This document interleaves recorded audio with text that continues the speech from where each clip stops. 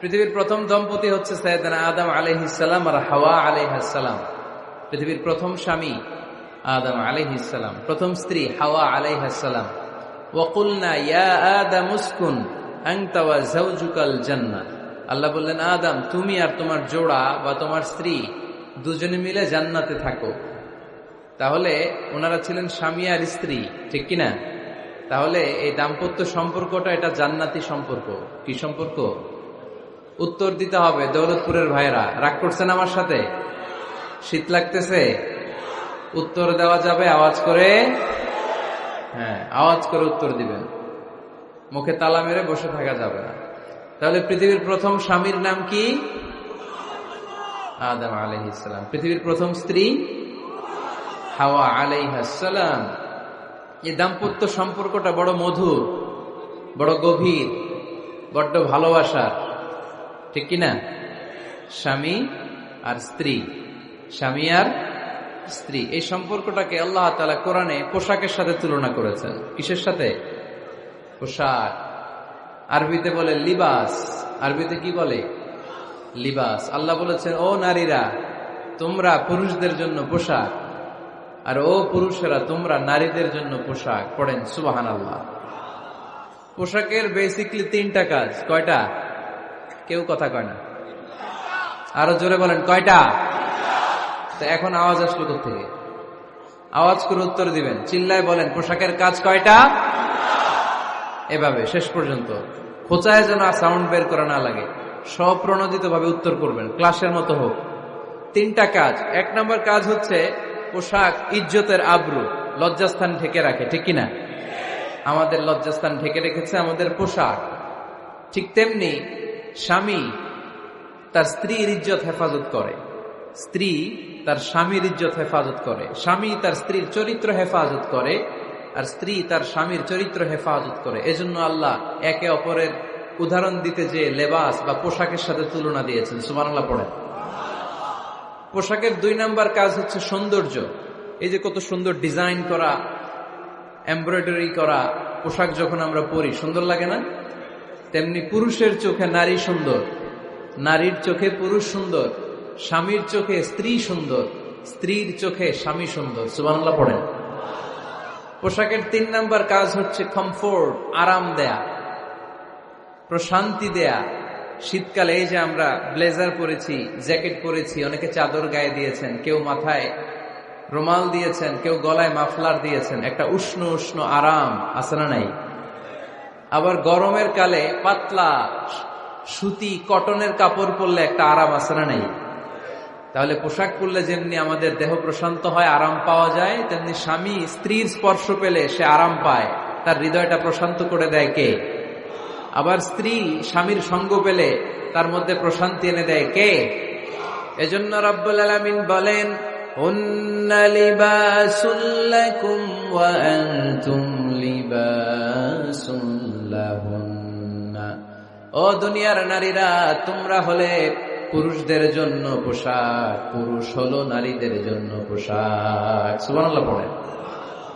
পোশাক যেমনি ইজ্জত আবরুর হেফাজত করে, তেমনি স্বামী স্ত্রী একে অপরের ইজ্জত হেফাজত করে। পোশাক যেমনি সৌন্দর্য বাড়ায়, স্বামীর চোখে স্ত্রী সুন্দর, স্ত্রীর চোখে স্বামী সুন্দর। পোশাক যেমনি আরাম দেয়, স্বামী তার স্ত্রীর স্পর্শ পেলে, স্ত্রী তার স্বামীর স্পর্শ পেলে হৃদয়ে প্রশান্তি অনুভব করে, ঠিক কিনা? এজন্য দাম্পত্য জীবন, এখানে স্বামীও আছে স্ত্রীও আছে। ইংরেজিতে বলে কাপল, কাপল লাইফ। এই বিশ্ব সভ্যতা নির্মাণে নারী পুরুষ, স্বামী স্ত্রী দুইজনেরই অবদান আছে না নাই? এজন্য সুনানে তিরমিজির বর্ণনায় আল্লাহর হাবিব সাল্লাল্লাহু আলাইহি ওয়াসাল্লাম বললেন, আন-নিসাউ শাকাইকুর রিজাল। নারীরা হচ্ছে পুরুষের কাউন্টার পার্ট, নারীরা হচ্ছে পুরুষের পার্টনার, সহকর্মী, সহযোগী। এই বিশ্ব সভ্যতা নির্মাণে শুধু পুরুষদেরই অবদান নাই, নারীদের অবদান আছে না নাই? এজন্য কাজী নজরুল ইসলাম অসাধারণ লিখেছে, এ বিশ্বে যা কিছু মহান চিরকল্যাণকর, অর্ধেক তার করিয়াছে নারী, অর্ধেক তার নর। তার মানে নর নারী, স্বামী স্ত্রী দুইজনেরই অবদান এই মানব সভ্যতায় আছে না নাই?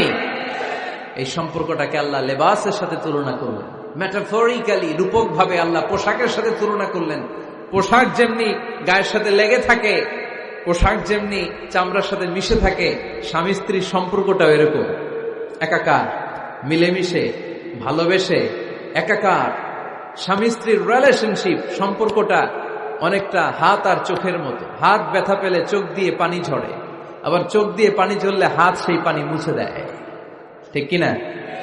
তাহলে সম্পর্কটা কেমন যেন হাত আর চোখের মতো। হাত কেটে গেলে পানি পড়ে কোন দিক দিয়ে? চোখ দিয়ে পানি ঝরে। আবার চোখ দিয়ে পানি ঝরলে চোখের পানি মোছার জন্য হাতের দরকার আছে না নাই? তাহলে একেবারে মিলেমিশে একাকার সুখী দাম্পত্য জীবন। স্বামী স্ত্রী এই জান্নাতি সম্পর্কটাকে কিভাবে উপভোগ করবে, কিভাবে একে অপরের সাথে ডিলিংস করবে, আচরণ করবে, এ ব্যাপারে কোরআন এবং সুন্নাহ আমাদের জন্য গাইডলাইন দেয়া আছে না নাই? আমরা গাইডলাইন নিব কোরআন থেকে। কোত্থেকে? কোরআন থেকে আর সুন্নাহ থেকে। কারণ এই কোরআন আর সুন্নাহ আমাদেরকে সঠিক জীবন দর্শন শিখায়, কিভাবে এই পৃথিবীতে চললে পৃথিবীতেও সুখ আবার আখেরাতেও সুখ, এর সব দিক নির্দেশনা কোরআনে আছে না নাই? তাহলে এই যে স্বামী স্ত্রীর দাম্পত্য জীবন, এক্ষেত্রে প্রত্যেককে আল্লাহ তাআলা কিছু দায়িত্ব দিয়েছে। আজকে দায়িত্বগুলোর ব্যাপারে আমরা শুনব। স্ব স্থানে থেকে প্রত্যেকেই, স্বামী যদি স্বামীর দায়িত্ব পালন করে, স্ত্রী যদি স্ত্রীর দায়িত্বটুকুন পালন করে, তাহলে দাম্পত্য জীবনটাকে জান্নাতি দাম্পত্য সুখ দিয়ে ভরে দিবে কে? আল্লাহ। আমাদের প্রত্যেকের দাম্পত্য জীবন সুখী হোক, সমৃদ্ধ হোক, আমরা চাই কি চাই না? অনেকে বলে হুজুর সুখ নাই, সুখ নাই, ঘরের ভেতরে গেলেই জাহান্নাম। আহা, কথা শোনে না আমার। আবার স্ত্রীরা বলে হুজুর দোয়া করবেন, পরকিয়া করে, খালি এসএমএস পাঠায়, আমারে ভাল লাগে না, এখন অন্যদিকে ঘুরে। এরকম আসরা নাই? দুই দিক থেকে অভিযোগ।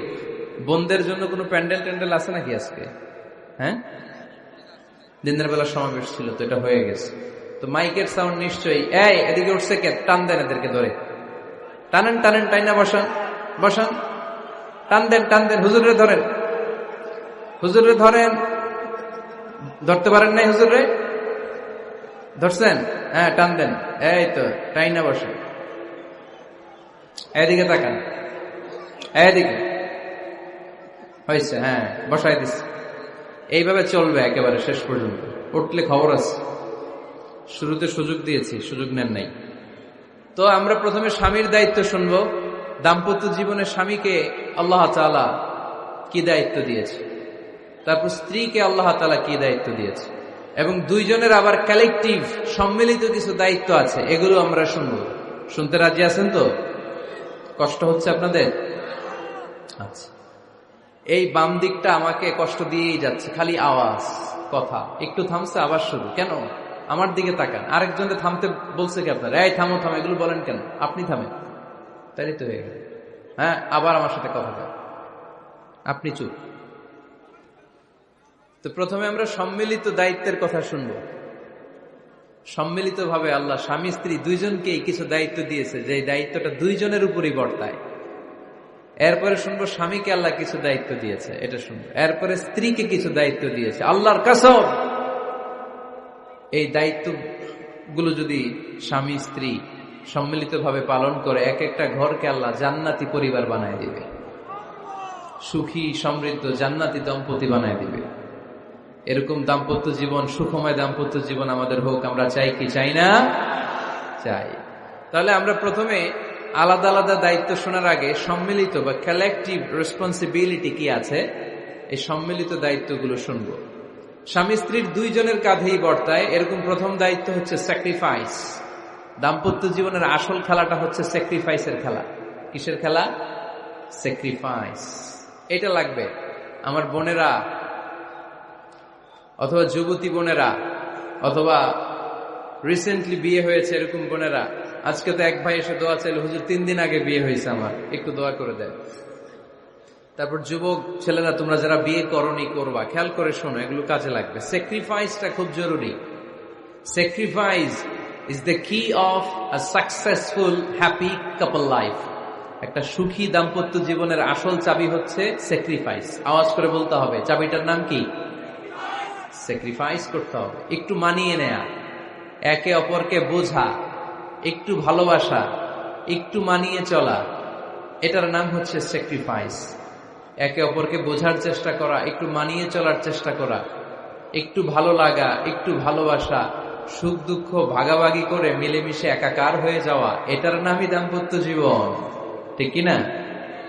হ্যাঁ, এটার নামই দাম্পত্য জীবন। মিলেমিশে একাকার হয়ে যেতে হবে, স্যাক্রিফাইসের মানসিকতা অর্জন করতে হবে। একে অপরের দোষ ধরলে চলবে না, কারণ no one is perfect in this life.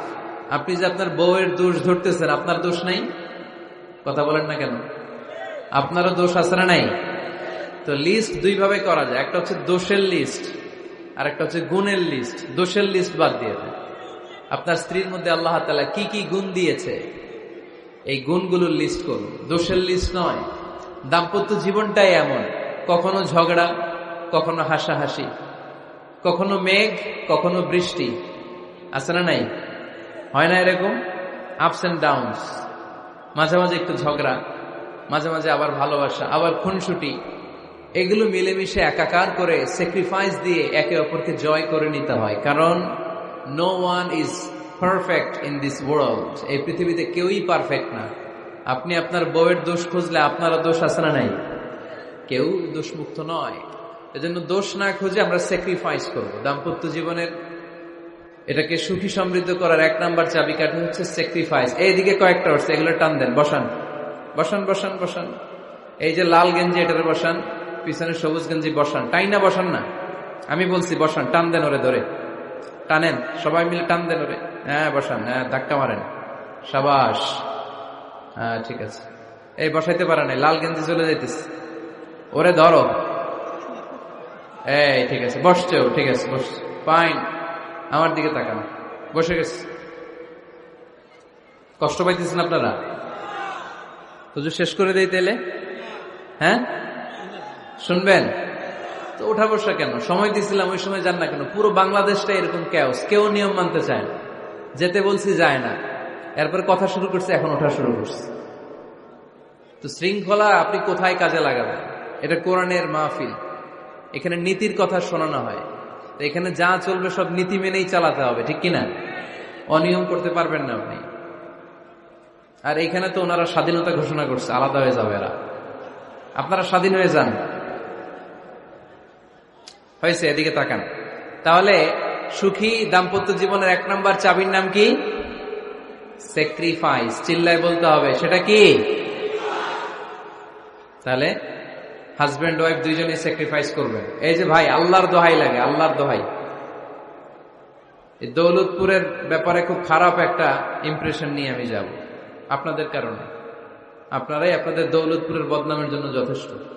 আরেকজনের বসানোর দরকার নেই, নিজেই বসেন, কাউরে ইঙ্গিত করার দরকার নেই, কোথাও লাইট মারার দরকার নাই, লাইট বন্ধ করে নিজেই বসে যান, বসেন।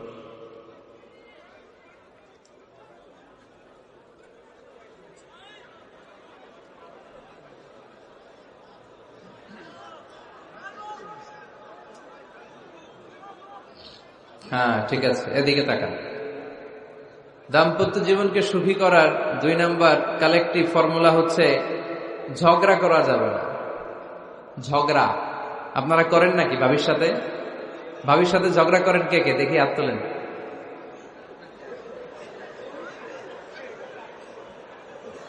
এদিকে সব আল্লাহর ওলি, এরা ঝগড়া টগড়া করে না। আপনি করেন? এই সাহসী সন্তান আছে কিছু, মাশাআল্লাহ, ঠিক আছে, বেশি করেন না আবার। হ্যাঁ ঠিক আছে, ঠিক আছে, তোমরাও করো, বুঝছি, আপনারাও করেন, ওকে। না, ঝগড়া করা যাবে না। একজন ঝগড়া শুরু করলে আরেকজন চুপ থাকতে হবে। দুইজনই ঝগড়া করলে, দুইজন রেগে গেলে ঝামেলা আসরা নাই। স্বামী রেগে গেলে স্ত্রী চুপ, স্ত্রী কখনো রেগে গেলে স্বামী চুপ, দুইজনই রেগে গেলে তৃতীয় বিশ্বযুদ্ধ, ঠিক কিনা? এজন্য ঝগড়া করতে দেয়া যাবে না। কারণ এই ঝগড়া, সামান্য ঝগড়া থেকে এই ঝগড়া বাড়তে বাড়তে এটা বিচ্ছেদের দিকে গড়ায়, ডিভোর্স হয়ে যায়। এরকম কত কেস যে আমার কাছে আসে, কত কেস যে আমার কাছে আসে যে হুজুর ছোট্ট ঝগড়া থেকে আমাদের মধ্যে ঝগড়া বাড়তে বাড়তে ইগো প্রবলেমের কারণে বিচ্ছেদে গড়ায়। আর এই ঝগড়া একটু শুরু হলে ইবলিশ শয়তানের কাজ হচ্ছে পালে বাতাস দেয়। কি দেয়? পালে বাতাস পেলে এটা দাউ দাউ করে উঁচু হয়ে ওঠে, আগুনের মধ্যে যেমনি কেরোসিন ঢাললে দাউ দাউ করে জ্বলে, সামান্য ঝগড়ার ছোতা পেলে ইবলিস শয়তান খালি দাউ দাউ করে এই ঝগড়ার আগুনকে জ্বালিয়ে দেয়, ঠিক কিনা? এজন্য ঝগড়া করবেন না, মেহেরবানি করে ঝগড়া শুরু করবেন না, যে কোনো মূল্যে এই ঝগড়াকে থামায় রাখতে হবে। তো ফ্যামিলিতে ঝগড়া অনেক সময় হয়ে যায়, কিন্তু একজন ঝগড়া করলে আরেকজন চুপ থাকতে হবে। ঝগড়া নিয়ে একটা মজার গল্প আছে, শুনবেন? বিশৃঙ্খলা করলে তো গল্প শোনানো যাবে না, একেবারে চুপ। আমার দিকে তাকান, তাকিয়েছেন? ঝগড়া নিয়ে যে গল্পটা সেটা হচ্ছে, এক স্বামী ওয়াজ শুনে বাড়িতে গেছে রাত 11টায়। তো বাড়ির কাছাকাছি যেতে না যেতে স্ত্রীর আবার স্বভাব হচ্ছে রাতের খাবারটা স্বামীর সাথে একসাথে খায়, আলাদা খায় না। তো বাড়ির সামনে যেই স্বামী ফোন দিছে ওয়াইফকে, এই শুরু করার আগে দরজাটা খোলো, আমি চলে আসছি। তো ওয়াইফ এসে দরজা খুলে দিচ্ছে। এবার স্বামী ঘরে ঢুকে বলে, শুরু করার আগে রাতের খাবারটা দিয়ে দাও টেবিলে, খেয়ে ফেলি। স্ত্রী বেচারি ডাইনিং টেবিলে খাবার দিয়েছে, হাজবেন্ড বেচারা ওয়াশরুম থেকে ফ্রেশ হয়ে ডাইনিং টেবিলে বসেছে, স্ত্রীও বসেছে। তো খুব বড্ড গরম, হাজবেন্ড বলে শুরু করার আগে ফ্যানটা ছাড়। এইবার তো স্ত্রী বেচারি রেগে মেগা আগুন, কি আসার পর থেকে শুরু করার আগে কি শুরু করার আগে? হাজবেন্ড বলে এই তো শুরু হয়ে গেল। মানে কি? ঝগড়া। মানে কি? ঝগড়া। প্রিয় ভাইয়েরা, ঝগড়া করবেন না। স্বামী রেগে গেলে স্ত্রী চুপ থাকবেন, স্ত্রী রেগে গেলে স্বামী চুপ থাকবেন। কারণ সহিহ মুসলিমে এসেছে, ইন্না ইবলিসা ইয়াদাউ আরশাহু আলাল মা। ইবলিস শয়তান তার সিংহাসন গেড়েছে সাগরের উপর। কোথায়? ইবলিসের সিংহাসন কোথায়? সাগরের উপর। সুম্মা ইয়াবআসু সারায়াহু, সে প্রতিদিন সকালবেলা তার সাঙ্গপাঙ্গরে গোটা পৃথিবীতে পাঠায়, যা পৃথিবীতে ফাসাদ সৃষ্টি কর। ইবলিস যখন সাঙ্গপাঙ্গদেরকে গোটা পৃথিবীতে ছড়িয়ে দেয়, সারাদিন ধোঁকা দেওয়ার পরে, ওয়াসওয়াসা দেওয়ার পরে, রাত্রিবেলা ইবলিসের কাছে ফিরে আসে, এসে বলে, ও ইবলিস, আমি আজকে আল্লাহর বান্দাদেরকে দিয়ে মিথ্যা কথা বলিয়েছি। ইবলিস বলে, এটা তো কোনো ব্যাপারই না, এগুলাই তো তোদের কাজ। আরেক শয়তান বলে, আমি ওজনে কম দিয়েছি একজনের মাধ্যমে বাজারে। ইবলিস বলে, এটাও তেমন বড় কোনো কাজ নয়। আরেকজন বলে, আমি সুদের ডিলিংস করিয়েছি। ইবলিস বলে, এটাও কোনো কাজ নয়। আরেক শয়তান বলে, আমি মদের আড্ডাখানায় নিয়ে মসজিদে যেতে নিয়েছিল, সেখান থেকে সরিয়ে মদের আড্ডাখানায় আল্লাহর বান্দাদেরকে নিয়েছি। ইবলিস বলে, এইটাও তেমন বড় কোনো কাজ নয়। আরেক শয়তান এসে বলে, মা তারাকতুহু হাত্তা ফাররাকতু বাইনাহু ওয়া বাইনা ইমরাআতিহি, আমি এক আল্লাহর বান্দার সাথে বান্দির ঝগড়া লাগিয়ে ঝগড়া করাতে করাতে তালাক পর্যন্ত নিয়ে গিয়েছি। মা তারাকতুহু হাত্তা ফাররাকতু বাইনাহু ওয়া বাইনা ইমরাআতিহি, আমি এক ইমানদার পরিবারকে ধ্বংসের শেষ প্রান্তে নিয়ে গিয়েছি। সামান্য ঝগড়ার পরে আমি ওয়াসওয়াসা দিতে দিতে ঝগড়া বাড়াতে বাড়াতে তালাক পর্যন্ত নিয়েছি। ইবলিস বলে, শাবাশ, তুই তো কাজের মতো কাজ করেছিস, আমার কাছে আয়, আমার কাঁধে ওঠ। ইবলিস তখন ওই শয়তানকে কাঁধে নিয়ে নাচতে শুরু করে। নাউজুবিল্লাহ পড়বেন না? এজন্য ইমানদারদের সংসার ভেঙে খান খান হোক, এটা হলে ইবলিস খুশি, আর ইমানদারের পরিবার টিকে থাকলে আমার আল্লাহ খুশি। আমরা কার খুশি চাই? এজন্য শয়তানরে খুশি হতে দেয়া যাবে না। ইমানদারদের পরিবারগুলো ঝগড়ার মাধ্যমে ভেঙে যাক, সব সময় শয়তানের মিশন এটা। আর ইমানদারদের পরিবারগুলো টিকে থাক, এটা আমার আল্লাহ সব সময় চায়। সুবহানাল্লাহ পড়েন। এজন্য দৌলতপুরের ভাইরা, ঝগড়া করবেন না। ঝগড়া কিন্তু নবী রাসূলদের পরিবারেও ছিল, আল্লাহ রাসূল সাল্লাল্লাহু আলাইহি ওয়াসাল্লামের পরিবারেও ঝগড়া ছিল। এটা স্বাভাবিক, দাম্পত্য জীবনের খুব সিম্পল ইস্যু। একজন রাগ করলে আরেকজন থেমে যাবে। পারবেন? কি হলো, পারবেন না? আল্লাহর হাবিব সাল্লাল্লাহু আলাইহি ওয়াসাল্লামের সাথে আম্মা জান আয়েশার ঝগড়া হতো। মজার একটা হাদিস শুনে, সহিহ বুখারীর হাদিস, মুসনাদে আহমদ ইবনে হাম্বলও এসেছে এই হাদিসটা। আম্মা জান আয়েশার সাথে ঝগড়ার পর আম্মা জান আয়েশাও রাগ, আল্লাহ রাসূল সাল্লাল্লাহু আলাইহি ওয়াসাল্লামও রাগ। এখন রাগ মিটানোর দরকার আছে না নাই? আল্লাহ রাসূল সাল্লাল্লাহু আলাইহি ওয়াসাল্লাম বললেন, আয়েশা চলো মিটমাট করে ফেলি। সুবহানাল্লাহ কইবেন না? চলো মিটমাট করি। তো কারে ডাকবো মিটমাটের জন্য? ওমর রে ডাকি। আম্মা জান আয়েশা বলে, না ওমর গলিব, ওমর খুব মেজাজ ওয়ালা, আমার ডর লাগে। তোমার আব্বারে ডাকি, আব্বারে ডাকেন, আব্বারে ডাকেন। খুশি হয়ে গেছেন আম্মা জান আয়েশা রাদিয়াল্লাহু। আবু বকর রাদিয়াল্লাহু চলে আসলেন, দাঁড়ালেন। এবার বিষ্ণু ইসলাম বললেন, তাতাকাল্লিমিন আও আতাকাল্লাম, কি ঘটছে আমাদের মাঝে, তুমি বলবা না আমি বলবো? আম্মা জান আয়েশা বললেন, তাতাকাল্লামু আনতা ওয়ালা তাকুল ইল্লা হাক্কান, আপনিই বলেন, তবে সত্য ছাড়া মিথ্যা বললেন না। আবু বকর রাদিয়াল্লাহু তাআলা আনহু শুনে রেগে গেলেন, কি এ কেমন কথা তোমার? নবীকে উদ্দেশ্য করে তুমি বলছো সত্য ছাড়া মিথ্যা বলবেন না, নবী কখনো মিথ্যা বলবে নাকি? রেগে মেয়ের গায়ে মেরেছে এক চোর। চোর খেয়ে আম্মা জান আয়েশা উল্টে পড়ে গেলেন।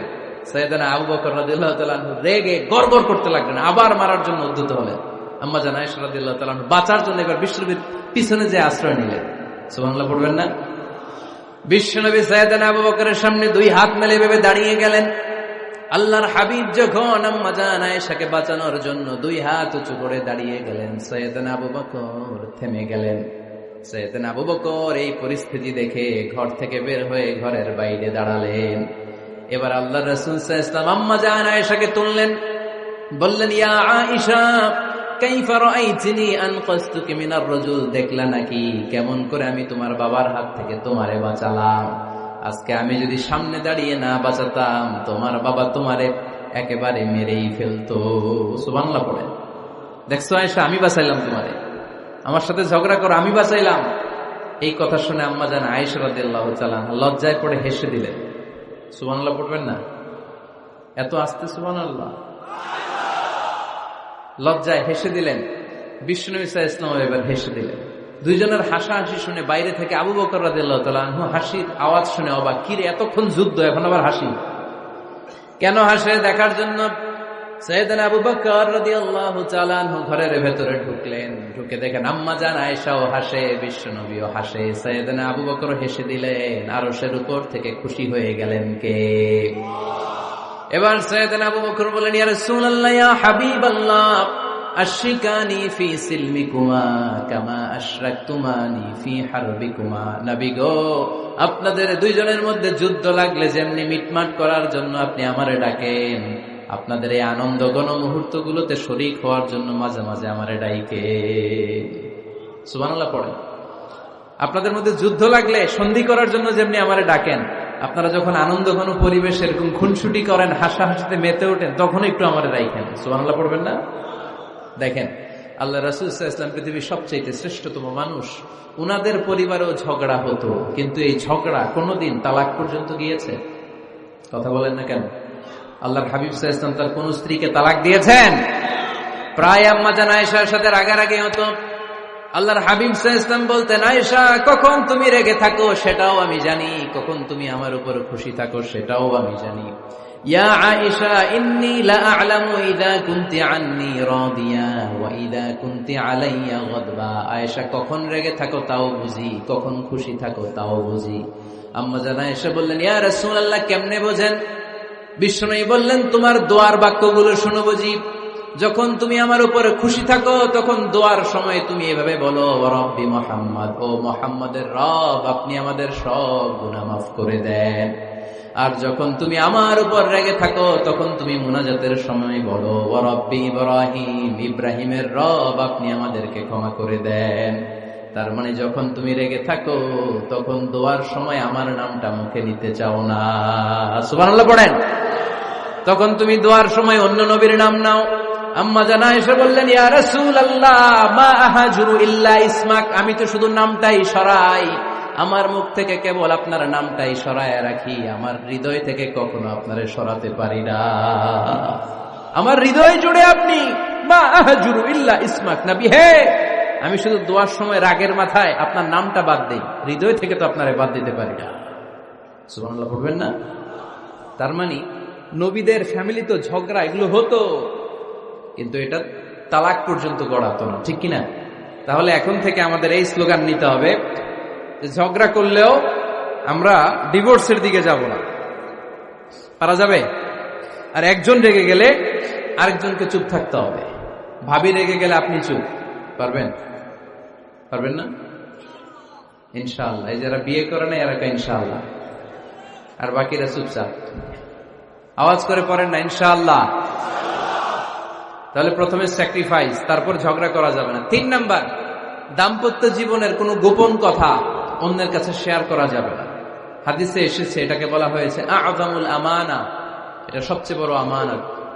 যারা দাম্পত্য জীবনের একান্ত বিষয় কারোর সাথে শেয়ার করে তারা সবচেয়ে বড় কবিরা গুনাহ করে।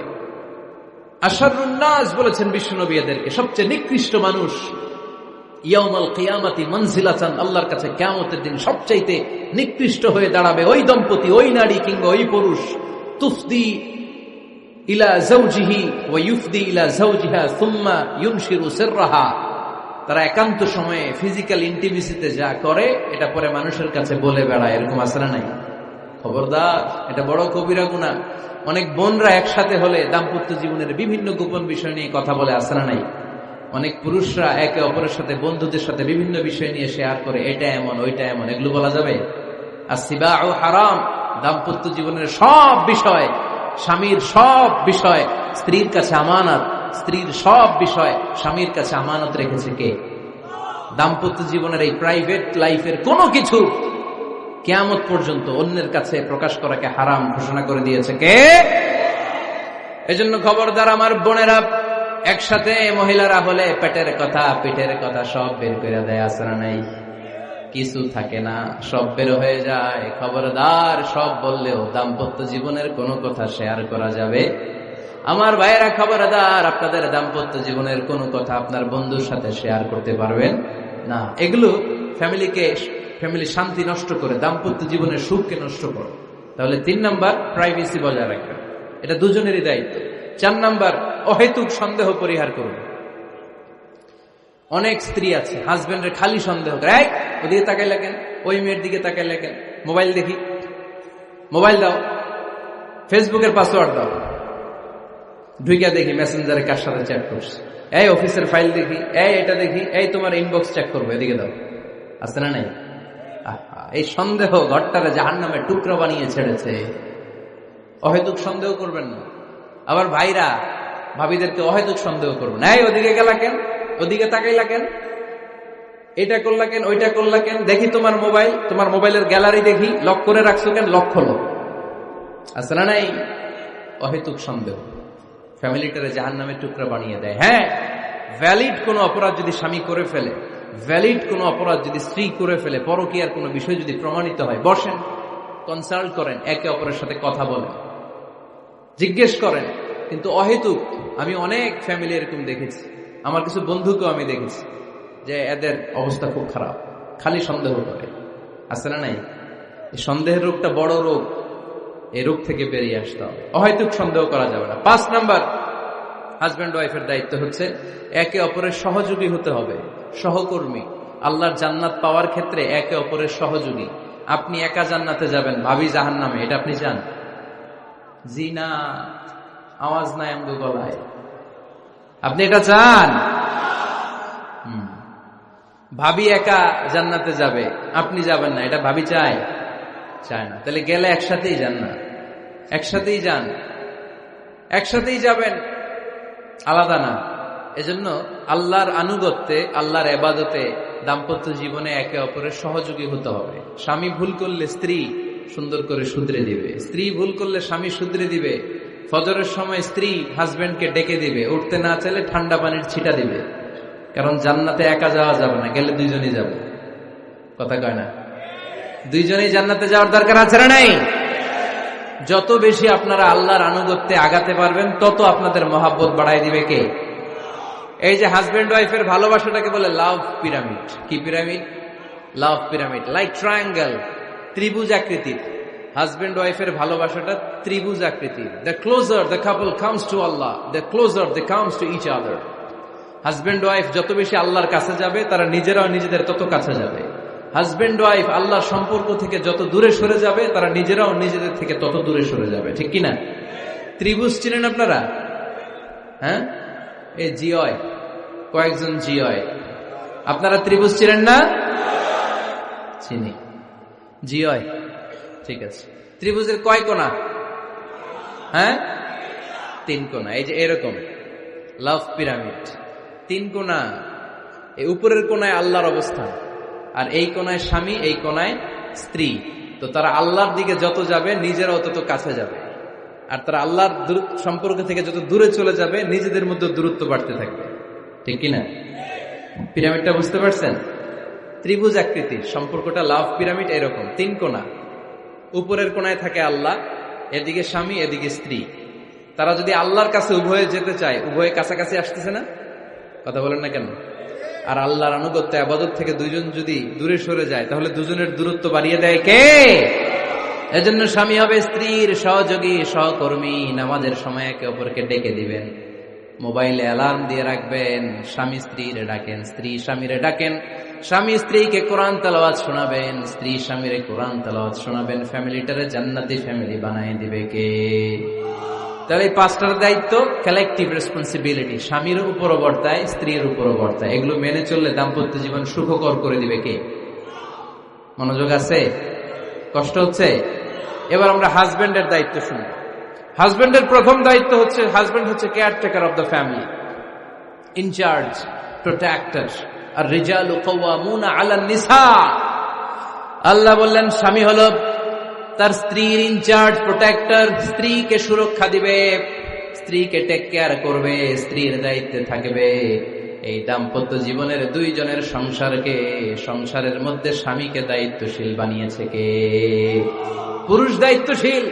পুরুষ কখনো নারীর ক্ষতি করে না, সুপুরুষ নারীর ক্ষতি করে না। ঠিক কিনা? গোটা পুরুষ সমাজ নারী সমাজের সুরক্ষা দিবে। যেগুলো নারীকে একান্তে পেলে রেপ করে, যে ঢাকা বিশ্ববিদ্যালয়ে একটা রেপের ঘটনা ঘটছে না, যে এই বেয়াদবটা এই কাজ করেছে, এটা কি পুরুষ না কুপুরুষ? এটা কি সুপুরুষ না কুপুরুষ? সুপুরুষ নারীর প্রোটেকশন দেয়, নারীর টেক কেয়ার করে, তার ইনচার্জ, তার দায়িত্বশীল। দাম্পত্য জীবনে অর্থনৈতিক যত দায় দায়িত্ব আছে সব আল্লাহ তাআলা পুরুষের কাঁধে দিয়েছে। কার কাঁধে? এই দাম্পত্য লাইফে নারীর কোন অর্থনৈতিক দায় দায়িত্ব নারীর কাঁধে আল্লাহ দেয় নাই। এজন্য সব অর্থনৈতিক দায়িত্ব পুরুষের ঘাড়ে। 4টা অর্থনৈতিক দায়িত্ব আছে। পুরুষ নারীকে মহারণা দিবে, পুরুষ নারীকে খাবারের ব্যবস্থা করবে, পুরুষ নারীকে পোশাকের ব্যবস্থা করবে, পুরুষ নারীর জন্য রেসিডেন্সিয়াল ব্যবস্থা করবে। ঠিক কিনা? وآتوا النساء صدقاتهن نحلة فإن طبن لكم عن شيء منه نفسا فكلوه هنيئا مريئا। সুবহানাল্লাহ পড়ে। সব স্বামীদেরকে আল্লাহ ডেকে বললেন, ও স্বামীরা শোনো শোনো, বিয়ের পর সাথে সাথে স্ত্রীর কাছে তুমি মোহরানা আদায় করে দাও। মোহর দেয়া নফল নাকি ফরজ? জোরে বলেন। তোমরা কি দাও? সিলটি পুলা মোহরানা দাও? হ্যাঁ, মোহরানা দিতায় নাকি যৌতুক খাইতা? খিতা করতা? হ্যাঁ, কি দিব? মোহরানা দিব। মোহরানা দেয়াকে ফরজ করেছে কে? আল্লাহ। তো মোহর দিতে টাকা লাগে না? এই টাকার দায়িত্ব পুরুষের ঘাড়ে দিছে কে? 2 নাম্বার দায়িত্ব, আলাল মাউলুদি লাহু রিজকুহুন্না ওয়া কিসওয়াতুহুন্না বিল মা'রুফ। স্বামী স্ত্রীর জন্য খাদ্যের ব্যবস্থা করবে, পোশাকের ব্যবস্থা করবে। 3 নাম্বার, ওয়াসকিনুহুন্না মিন হাইসু সাকানতুম মিন ওয়াজদিকুম। নিজের সামর্থ্যের মধ্যে থেকে স্ত্রীর জন্য রেসিডেন্সিয়াল একটা এরিয়ার ব্যবস্থা করে দিবে। সুবহানাল্লাহ পড়ে। তাহলে অর্থনৈতিক দায়িত্বের মধ্যে 4টা: মোহরানা দেয়া, মিলস খাবারের ব্যবস্থা করা, মানে ফুডিং এন্ড ক্লোথিং, পোশাকের ব্যবস্থা করা, সর্বশেষ রেসিডেন্সিয়াল ব্যবস্থা করা। এই যে অর্থনৈতিক সব দায়িত্ব, খরচ যেখানেই আছে, সব দায়িত্বগুলো পুরুষের কাছে দিল কে? চিল্লায় বলেন কে? খরচের সবকিছু আল্লাহ তাআলা পুরুষের কাঁধে দিয়েছেন। এটা হচ্ছে পুরুষের ফিনান্সিয়াল দায়িত্ব। এবার দাম্পত্য জীবনে পুরুষের নন ফিনান্সিয়াল কিছু দায়িত্ব আল্লাহ তাআলা দিয়েছেন, এগুলো আমরা শুনব। এদিকে ওঠাওটি করলেন কে কে দেখি? আটকান, এদেরকে আটকান। ধরেন ধরেন, এদেরকে ধরেন। হ্যাঁ, কি হয়েছে? শেষ করে দিব তো? খিতা কইতা? হ্যাঁ, জোরে মাতো। চলবে চলবে? হ্যাঁ, তাকবীর পড়েন তো দেখি। যারা চলবে বলতেছেন লিল্লাহি তাকবীর।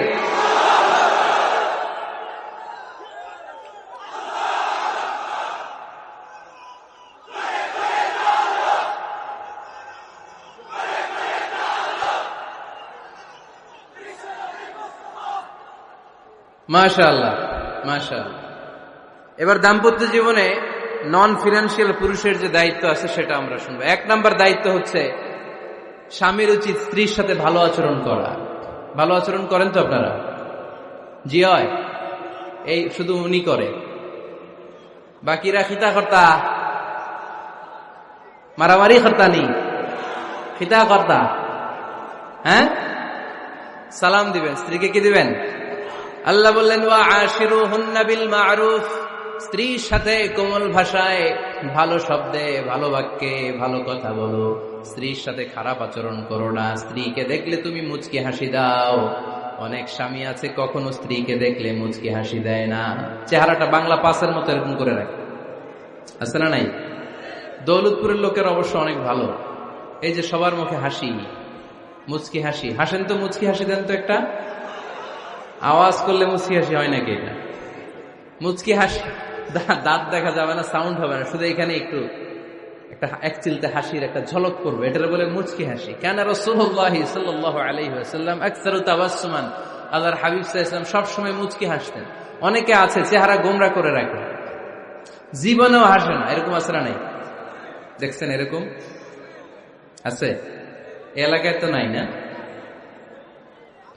আছে। হাসবেন, হাসবেন। মুচকি হাসতে পয়সা লাগে না, পয়সা লাগে, এজন্য হাসবেন। আল্লাহর হাবিব সাল্লাল্লাহু আলাইহি ওয়াসাল্লাম বলেছেন ফাস্তাউসু বিন-নিসাই খায়রা, নারীর সাথে ভালো আচরণ করো। নারীদেরকে বাঁকা পাঁজরের হাড় দিয়ে তৈরি করা হয়েছে। এই হাড়কে সোজা করতে গেলে ভেঙে যাবে, রেখে দিলে বাঁকাই থেকে যাবে। তো কি করতে হবে? ফাস্তাউসু বিন-নিসাই খায়রা, কোমল আচরণ করো। আবার আল্লাহর হাবিব সাল্লাল্লাহু আলাইহি ওয়াসাল্লাম বললেন রিফকাম বিল কাওয়ারিদ, নারীদেরকে কাচের তৈজসপত্র, বাসনের সাথে, গ্লাসের সাথে আল্লাহর হাবিব সাল্লাল্লাহু আলাইহি ওয়াসাল্লাম তুলনা করলেন। কাচের তৈজসপত্র, কাচের গ্লাস, কাচের প্লেট যেমনি আস্তে তুলতে হয়, আস্তে রাখতে হয়, নারীদের সাথে এরকম কোমল আচরণ করার আদেশ দিয়েছে কে? কাচের গ্লাস, তৈজসপত্র, জগ কিভাবে রাখেন আপনারা? খুব জোরে এরকম থপাস করে নাকি? উঠানোর সময় থপাস করে উঠান?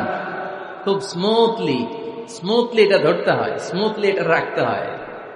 তেমনি নারীদের সাথেও স্মুথলি আচরণ করবেন। নারীদেরকে যত আপনি কোমল মোলায়েম ভাষায় কথা বলতে পারবেন, তারা তত আপনার কথা শুনবে। যত সুন্দর সুন্দর কথা, নারীকে, স্ত্রীকে বলবেন তুমি আমার সব, তুমি আমার কৈতরি, তুমি আমার টুনটুনি, তুমি আমার ময়না পাখি, তুমি আমার সোনা পাখি। ওই যে কয় কলিজা, তার মানে প্র্যাকটিস চলে বাসায়। আর কি ডাকেন? ভাবিরে কি ডাকেন বলেন? জান।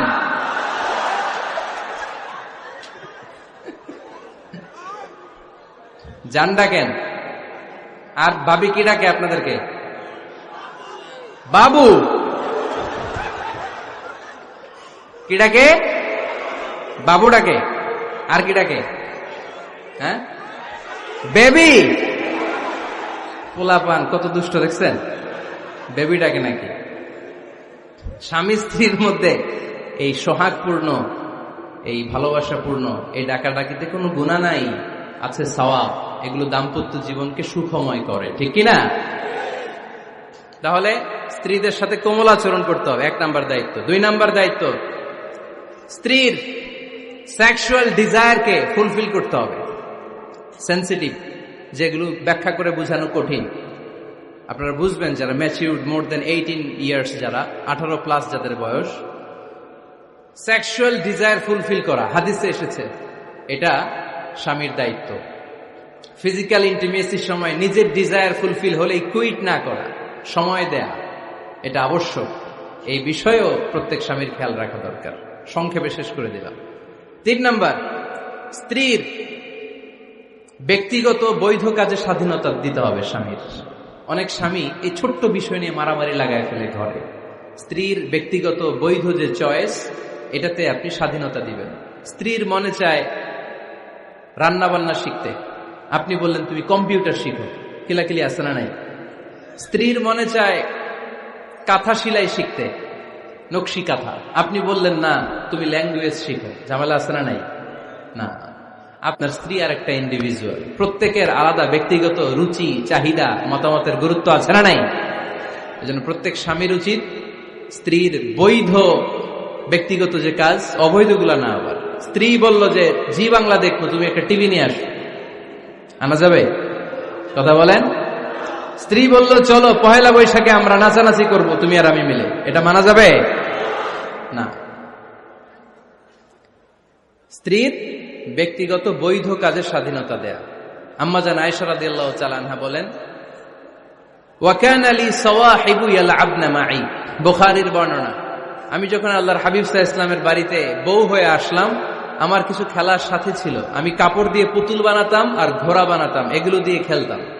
আমার সাথীরা আসলে রাসূল সাল্লাল্লাহু আলাইহি ওয়াসাল্লাম ঘরের পর্দা নামিয়ে দিয়ে আমার জন্য ঘরটা ছেড়ে দিত। সুবহানাল্লাহ কইতে পারলেন না?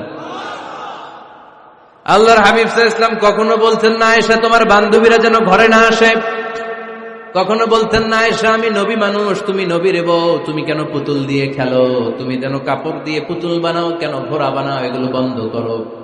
কোনদিন বিশ্বনবী আম্মা জান আয়েশা রাদিয়াল্লাহু তাআলা আনহার পুতুল খেলায় বাধা দেন নাই, সাথীদের সাথে খেলাধুলায় কখনো বাধা দেন নাই। সুবহানাল্লাহ পড়েন। ছোট্ট মেয়েদের জন্য কাপড়ের পুতুল দিয়ে খেলাধুলা করা এটা জায়েজ, কারণ ছোট্ট মেয়েরা দেখবেন পুতুল বানায়, এটারে দুধ খাওয়ায়, এটার জন্য রান্না করে, এটার গোসল করায়। এটাকে ছোট্ট মেয়েদের জন্য পুতুল খেলা জায়েজ রাখা হয়েছে এজন্য, কারণ তারাই কিছুদিন হবে এই প্রজন্মের মা। তাদের সন্তানদেরকে কেমন করে লালন পালন করবে তার একটা প্র্যাকটিস খেলার ছলেই ছোটবেলায় হয়ে যায়। সুবহানাল্লাহ পড়েন। এজন্য 3 নম্বর দায়িত্ব স্ত্রীর ব্যক্তিগত হালাল যে কাজগুলো আছে তার ব্যক্তিগত এই ভালো কাজগুলোতে আপনার স্বাধীনতা দিতে হবে, বাধা দেয়া যাবে না। 4 নম্বর দায়িত্ব স্ত্রীর প্রশংসা করবেন। কি করবেন? প্রশংসা। আমরা খালি দোষ খুঁজি, তোমার রান্না ভালো না, তোমার চেহারা ভালো না, তোমার বাপ ভালো না, তোর মা ভালো না, তোর 14 গোষ্ঠী খারাপ, আছে না নাই? তো এই বেডি আপনার ভালোবাসবে? এই বেডি তো আজীবন আপনার বদনাম করবে, ঠিক কিনা? কোনদিন তারে আপনি প্রশংসা করলেন না, প্রশংসা করবেন। স্ত্রীর চেহারার প্রশংসা করেন, যে তুমি সুন্দর, তুমি সুন্দরী, এরকম বলেন, খুশি হবে না? হ্যাঁ, তুমি সুন্দর তাই চেয়ে থাকি, সে কি মোর অপরাধ? কোনো অপরাধ নাই, ইচ্ছা মতো গাইতে থাকেন স্ত্রীর শানে গান, সব আসারা নাই। তবে শুধু স্ত্রীকে শোনানো যাবে, ভাবিরে শোনানো যাবে, শালীরে শোনানো যাবে, পাশের বাড়ির কাউরে শোনানো যাবে? দেখেন ইসলাম কত চেক এন্ড ব্যালেন্স। স্ত্রীকে আপনি গান শোনান, কোনো গুনাহ নাই, আছে শুধু সওয়াব। তাহলে 4 নম্বর পয়েন্ট হচ্ছে এপ্রিসিয়েশন। সারাদিন এই মহিলাটা ফজরের পর থেকে উঠে ঘর গোছায়, মশারিগুলো খোলে, বিছানা পরিষ্কার করে, বাচ্চাদেরকে ক্লিন করে, স্কুলের টিফিন রেডি করে দেয়, বাচ্চাদেরকে স্কুলে যেতে দেয়, আপনার জন্য খাবার রেডি করে, কাপড় ধোয়, ঘরের সবাইকে দেখভাল করে। একদিনও আপনি তার এপ্রিসিয়েশন করলেন? এরকম ডাকাইত স্বামী আছে না নাই? দৌলতপুরে নাই, এখানে সব ভালো। এপ্রিসিয়েট করবেন। আমরা ভুলে যাই, একটা থ্যাঙ্কস দিতে ভুলে যাই, একটা জাযাকিল্লাহ, আল্লাহ তোমাকে জাযা দেখ, এটাও বলি না। এদিকে তাকান, বলবেন তুমি সুন্দরী, তুমি অনন্যা, তুমি সুস্নিগ্ধা, তুমি প্রিয়ংবদা, তুমি সুহাসিনী, তুমি সুকেশিনী, তুমি সুভাষিনী, তুমি অসূর্যম পোষ্যা, মেঘে কালো কেশ, কাজল কালো চুল, হরিণের মতো ডাগর ডাগর দুটি তোমার চোখ। আহা হা হা, যে পোলাপাইন খুশি হয়ে গেছে। আহা হা, ওরা মুখস্থ রাখতেছে, বলবে এগুলা, বিয়ে করে নাই কিন্তু এখনো। তো জায়গা মতো বলবা, গার্লফ্রেন্ডে বলো না। আবার কাকে বলবা? স্ত্রীকে। কাকে? স্ত্রীকে। পারা যাবে না? একটু এপ্রিসিয়েশন দেওয়া যাবে না? ওনাদেরকে একটু প্রশংসা করবেন। প্রশংসা পেলে নারীরা বড্ড খুশি হয়। যদি আপনি বলেন যে তোমার রান্নাটা আজকে অসাধারণ হয়েছে, দেখবেন আরেক বাটি আইনা দিতেছে, খাইতে পারতেছে না, এরপর পাতে তুলে দেয়, আরেকটু খাও, আরে খাও না, আছে না নাই? ওই যে প্রশংসা করছেন, খুশি হয়ে গেছে। তো আপনি 10,000 টাকার বান্ডিল দিয়ে আপনার বউকে যত খুশি করতে না পারবেন, রান্না মজা হয়েছে এইটা বলে আপনি অনেক বেশি খুশি করতে পারবেন। আল্লাহর হাবিব সাল্লাল্লাহু আলাইহি ওয়াসাল্লাম কখনো স্ত্রীদের রান্নার বদনাম করে নাই। সুবহানাল্লাহ পড়বেন না? আওয়াজ করে পড়েন সুবহানাল্লাহ। আজ থেকে স্ত্রীর সৌন্দর্যের প্রশংসা করবেন, কাজের প্রশংসা করবেন, রান্নার প্রশংসা করবেন, অ্যাপ্রিসিয়েশন দিবেন। পারবেন তো? রান্নার প্রশংসা নিয়ে মজার একটা গল্প আছে, শুনতে চান? তো উঠতে শুরু করলেন যে, হ্যাঁ, এখন আর কে কারে ধরবে? অনেকে উঠে গেছে। 2টার দিকে যারা বসা, প্রায় আমার মাহফিলগুলোতে এই সমস্যা হয়। গাইবান্ধাতে আমি গেলাম, জিজ্ঞেস করলাম কখন আসছেন? কয় ফজর পরে আসছি। তো ফজর পরে আসছেন, এত আগে আসছেন কেন? কয় জায়গা পাবো না, এই জন্য। লক্ষ লক্ষ মানুষ, কে কাকে নিয়ন্ত্রণ করবে? লক্ষ লক্ষ মানুষ। আমার জীবনে এত বড় প্যান্ডেল আমি কথা বলি নাই। এরা সকাল থেকে বসে আছে, পেশাব আটকে রাখছে, এটা ক্ষতিকর না? এরা আজহারিকে দেখার পরে এরপরে ওঠা আরম্ভ করছে। দেখাইছি, কয় দেখা গেছি হুজুর, এরপরে চলে যাচ্ছে। তো আপনাদের কি অবস্থা এরকম? হ্যাঁ, আচ্ছা, ঠিক আছে। তো রান্নার প্রশংসা নিয়ে যে মজার গল্পটা আপনাদের শোনাতে চাই, এদিকে তাকান, মনোযোগী হন। আমার ওয়াজ শুনে এক লোক মনে মনে নিয়ত করছে যে, আয়রে, জীবনে তো রান্নার প্রশংসা করলাম না, আজকে রান্নার প্রশংসা করব। তো মাহফিল শেষে বাসায় গেছে, স্ত্রী তাকে খাবার দিয়েছে, স্বামী খাবার খায় আর মিটি মিটি হাসে। স্ত্রী বলে, এই, মাহফিল শুনে আসছো, রাত বাজে 12টা, খাচ্ছ, ভালো কথা, হাসো কেন? তো স্বামী বলে, হাসি এর কারণ হচ্ছে তোমার রান্নাটা আজকে এত মজা হয়েছে না জীবনে, আজকে বাড়াই বাড়াই পেতেছে, তো জীবনে এত মজার রান্না খাই নাই। রান্না মজা হয়েছে শুই না। স্ত্রী তো রেগে গেছে, কি গত 10 বছর ধরে তোমার রান্না করে খাওয়াই, একদিনও রান্নার প্রশংসা করলা না, আর আজকে পাশের ঘরের ভাবি একটু গরুর গোশতের তরকারি পাঠাইছিল বাটিতে করে, পাশের ঘরের ভাবি একটু আমাদের বাড়িতে তরকারি পাঠাইছিল, তো ওই তরকারি দিয়েই তোমাকে খাবার দিচ্ছি, আজকে আর রান্না টান্না আমি করি নাই। তো ওই বেটির রান্না তোমার এত ভাল লাগছে, এই 10 বছরে একদিনও কইলা না, আজকে এটা কইলা, খাও খাও, তোমার মজার খাওয়া, আর রান্ধুম না। তো প্রশংসা করলে বুঝে শুনে করবেন, একটু এনশিওর হবেন যে রান্নাটা করছিল কে। তা না হইলে কিন্তু ঘরে চুলায় আগুন জ্বলবে না, টানার রোজা রাখা লাগবে, ঠিক কিনা? তো 4 নাম্বার গেল এপ্রিসিয়েশন, একটু এপ্রিসিয়েশন দিবেন। আল্লাহর হাবিব সব সময় স্ত্রীদের প্রশংসা করতেন। সেই বুখারীর বর্ণনা, আল্লাহর হাবিব বলেন, ইন্না ফাদলা আয়েশা আলান নিসা কাফাদলিস সারিদ আলা সাইরিত তাআম। আরব ভূখণ্ডের মধ্যে সব খাবারের উপরে সারিদ খাবার যেমনি সেরা, দুনিয়ার সব নারীদের মধ্যে আমার আয়েশা তেমনি সেরা। সারিদ একটা খাবার আছে। আমি যখন মিশরে পড়তাম আল আজহার ইউনিভার্সিটিতে, আমাদের ইউনিভার্সিটিতে সরকারের পক্ষ থেকে সরকারিভাবে খাবার দেয়া হতো। আমাদের খাবারের খরচ বহন করতেন ওমানের সুলতান কাবুস। এই গত 3-4 দিন আগে ইন্তেকাল করেছেন। নাম শুনছেন আপনারা? প্রায় 40 বছরেরও বেশি মনে হয়, 45 বছর বা 50 বছরের লম্বা সময় উনি ওমানের প্রেসিডেন্ট ছিলেন। উনি আমাদের খাবারের খরচটা বহন করতেন।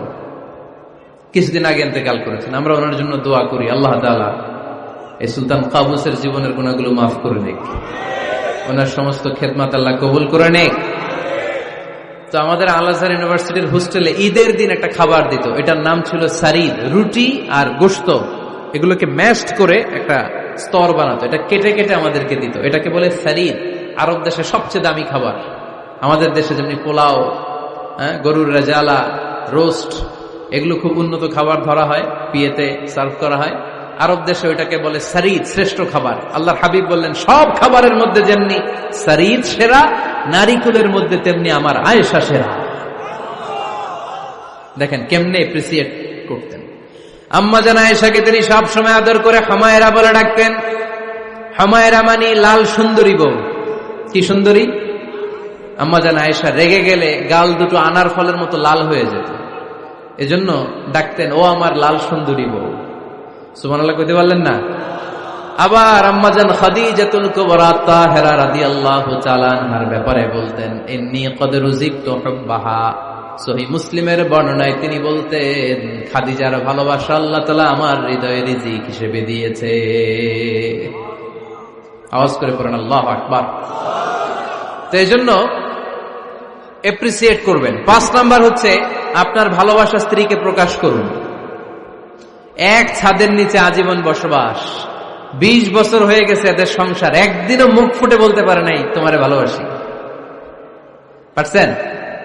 হ্যাঁ, কে কে পারছেন? দেখে হাত তুলেন। হাত অর্ধেক তুলে আবার নামায়, ভেজাল আছে, ঠিক কিনা? ভালোবাসি বলছিলেন? কারে বলছিলেন? ভাবিকে না গার্লফ্রেন্ডকে? হ্যাঁ, স্ত্রীকে বলবেন, নিজের স্ত্রীকে বলবেন আই লাভ ইউ। কি বলবেন? কথা বুঝে না বোধহয়। কি বলবেন? সবাই বলেন। কি বলবেন? মুরব্বী একজনও কয় না, কয় এতদিন কইছি না, অহনো কম না। বলবেন, ভালোবাসা প্রকাশ করবেন।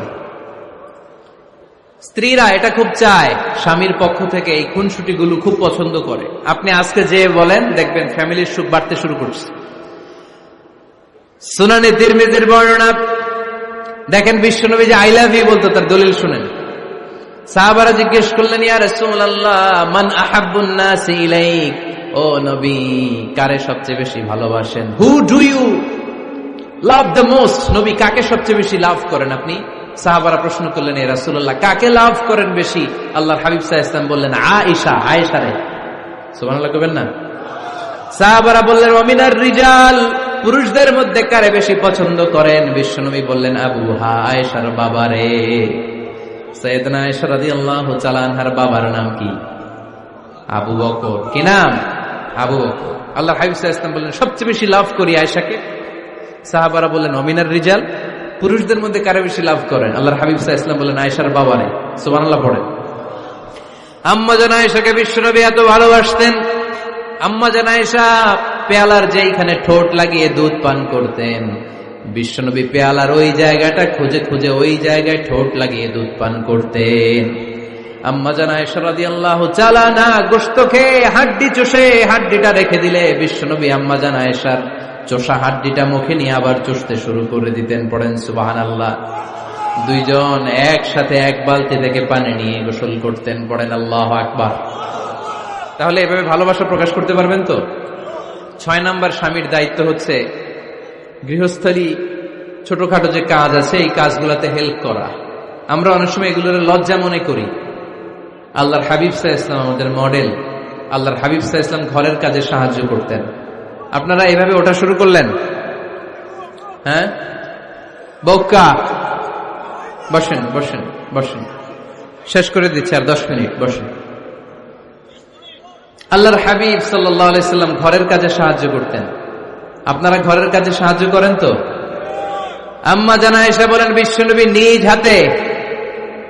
নিজ হাতে জুতা সেলাই করেছেন, নিজ হাতে জামা সেলাই করেছেন। মুসনাদে আহমদ ইবনে হাম্বলের বর্ণনা, আল্লাহর রাসূল সাল্লাল্লাহু আলাইহি ওয়াসাল্লাম দুধ খেতে মন চাইলে নিজ হাতে ছাগলের দুধ দহন করেছেন। সুবহানাল্লাহ। নিজে আটার খামির বানাতেন, আম্মা জান আয়েশা চুলায় সেকা দিতেন।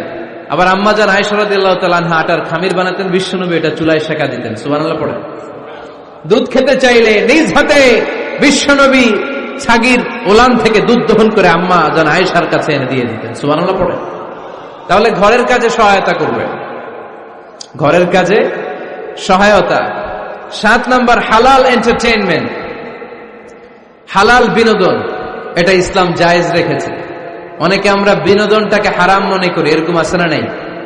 হ্যাঁ, বিনোদন 2 ধরনের, একটা হারাম এন্টারটেইনমেন্ট আর একটা হচ্ছে হালাল এন্টারটেইনমেন্ট। আম্মা জান আয়েশা রাদিয়াল্লাহু তাআলা আনহাকে নিয়ে মরুভূমিতে দৌড়াদৌড়ি করতেন। ভাবির সাথে দৌড়াদৌড়ি করছেন কারা কারা? দেখি হাত তোলেন।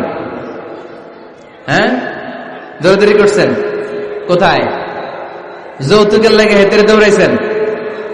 হেতি বাসাল্লাই দিছে দৌড়, এই দৌড়াদৌড়ি না।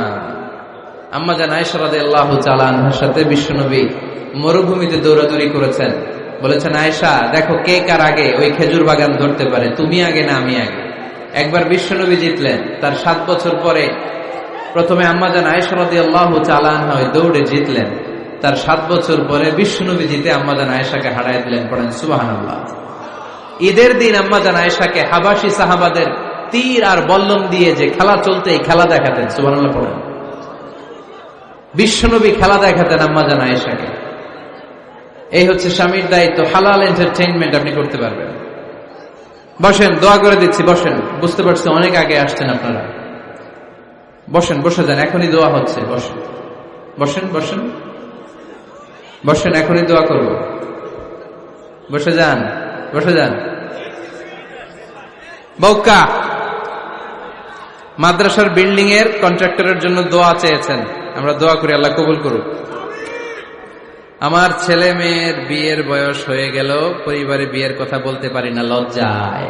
আহারে কি কষ্ট। মনে করি পরে করে, এটা বললে তারা বলবে এখনো বয়স হয় নাই বিয়ের, পরিবার থেকে বিয়ের কথা চিন্তা করে না। এ ব্যাপারে কিছু বলুন। কিছু বললাম। এই সমস্যা পুরো বাংলাদেশের। ছেলে মেয়েদেরকে সময় মতো বিয়ে দেয় না। ইউটিউবে এই নিয়ে আমার কথাবার্তা পাবেন, শুনে নিয়ে। ছেলের বাবা মেয়ের বাবাদেরকে বলি, ছেলে মেয়েরা উপযুক্ত হলে বিয়ে দিয়ে দেন। বিয়ে না দিলে যৌবনের তাড়নায় যত পাপ করবে, এই পাপগুলো মা বাবার কাঁধেও আছড়া নাই। আচ্ছা, 8 নাম্বার স্বামীর দায়িত্ব হচ্ছে, স্বামীর দায়িত্ব বলেই এখন দোয়া। স্ত্রীর মতামতের গুরুত্ব দিবেন। অনেক স্বামী আছে বাজার করতে গেলে নিজের যেটা মন চায় ওইটাই কিনে, আছড়া নাই।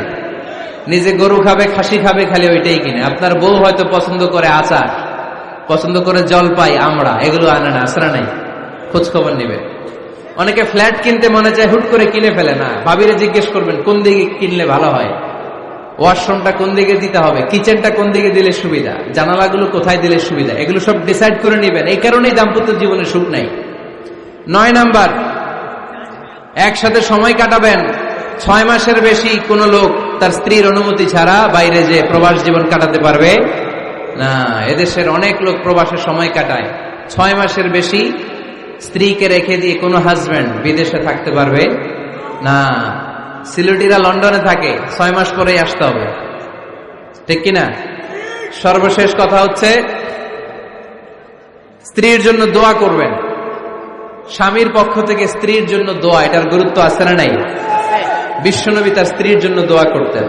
স্ত্রীর জন্য দোয়া করবেন, রব্বানা হাব লানা মিন আজওয়াজিনা ওয়া যুররিয়াতিনা কুররাতা আ'য়ুন ওয়াজআলনা লিল মুত্তাকিনা ইমামা। ও আল্লাহ, আমার স্ত্রীদেরকে, আমার সন্তানদেরকে আমার চক্ষু শীতলকারী বানিয়ে দেন। পড়েন আমিন। আল্লাহ আমার স্ত্রীকে এমন বানান, স্ত্রীকে দেখলেই যেন আমার হৃদয়টা প্রশান্ত হয়, আমার চোখ যেন জুড়িয়ে যায়। এই 10টা দায়িত্ব স্বামীর সুখী দাম্পত্য জীবনের জন্য। স্ত্রীর দায়িত্ব আজকে বলার সুযোগ হলো না, অন্য কোথাও অন্য কোনো মাহফিলে এই বিষয় নিয়ে আলোচনা করব, যে একটা সুখী দাম্পত্য জীবনের জন্য স্ত্রীকে আল্লাহ কি দায়িত্ব দিয়েছে। এই দায়িত্বগুলো আপনারা ইউটিউব থেকে শুনে নেবেন। আপনারা সবাই ভালো থাকুন, সুস্থ থাকুন, সুন্দর থাকুন। আমাদের প্রত্যেকের দাম্পত্য জীবন হোক সুখকর, সুন্দর, আনন্দময়। ওমা আলাইনা ইল্লাল বালাগ। আসসালামু আলাইকুম ওয়া রাহমাতুল্লাহি ওয়া বারাকাতুহু।